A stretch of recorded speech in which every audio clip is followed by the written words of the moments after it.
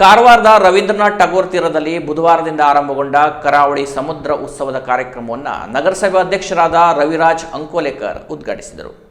ಕಾರ್ಯಕ್ರಮದ ಅಧ್ಯಕ್ಷತೆ ವಹಿಸಿದ್ದ ವಿಧಾನ ಪರಿಷತ್ ಶಾಸಕ ಹಾಗೂ ಕರಾವಳಿ ಉತ್ಸವ ಸಮಿತಿ ಅಧ್ಯಕ್ಷರೂ ಆದ ಗಣಪತಿ ಉಳುವೇಕರ್ ಮಾತನಾಡಿ, ನಾನು ವಿಧಾನ ಪರಿಷತ್ ಸದಸ್ಯನಾಗಿ ಕ್ಷೇತ್ರದ ಜನತೆಯ ಸೇವೆ ಮಾಡುವ ಸೌಭಾಗ್ಯ ದೊರೆತಿರುವುದು ನನ್ನ ಪೂರ್ವ ಜನ್ಮದ ಕನಸು ಎಂದರೆ ತಪ್ಪಾಗಲಾರದು.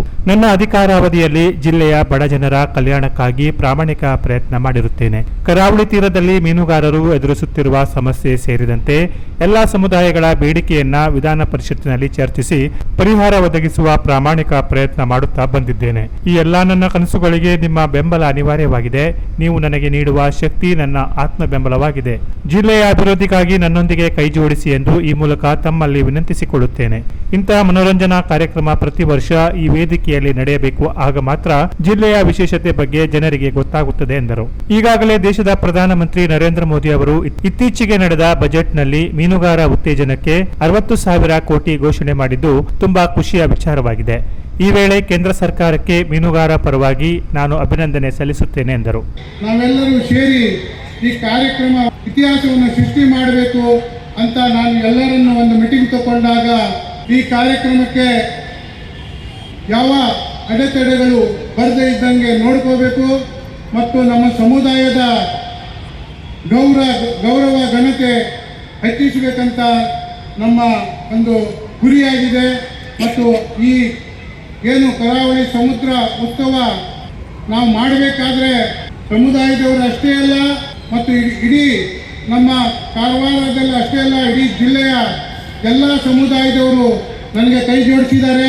ಮುಂದಿನ ದಿವಸದಲ್ಲಿ ಕೂಡ ನಮ್ಮ ಸಮುದಾಯದವರಿಗೆ ಇಂಥ ಕಾರ್ಯಕ್ರಮದ ಬಗ್ಗೆ ಪ್ರತಿಯೊಂದು ಅರಿವು ಇರಬೇಕು. 2 ಬಾರಿ ಅಧ್ಯಕ್ಷನಾಗಿ 1 ಬಾರಿ ವಿಧಾನಸಭೆಯ ಚುನಾವಣೆಗೆ ಸೋತು ಇನ್ನೊಮ್ಮೆ ವಿಧಾನಸಭಾ ಚುನಾವಣೆಯಲ್ಲಿ ಪರಿಷತ್ನಲ್ಲಿ ಸೋತು 3ನೇ ಬಾರಿ ಆಯ್ಕೆಯಾಗಿ ನಾನು ಇವತ್ತು ಉತ್ತರ ಕನ್ನಡ ಜಿಲ್ಲೆಯ ಜನತೆಯ ಸಮಸ್ಯೆಗಳು ತಗೊಂಡು ಹೋಗಿ ನಾನು ವಿಧಾನ ಪರಿಷತ್ನಲ್ಲಿ ಚರ್ಚೆ ಮಾಡಿ ಒಂದು ಯೋಗ್ಯವಾದ ಪರಿಹಾರ ಕೊಡಲಿಕ್ಕೆ ನಾನು ಪ್ರಯತ್ನ ಮಾಡ್ತಾ ಇದ್ದೇನೆ ಮತ್ತು ಇನ್ನು ಮುಂದೆ ಕೂಡ ಪ್ರಯತ್ನ ಮಾಡ್ತೇನೆ.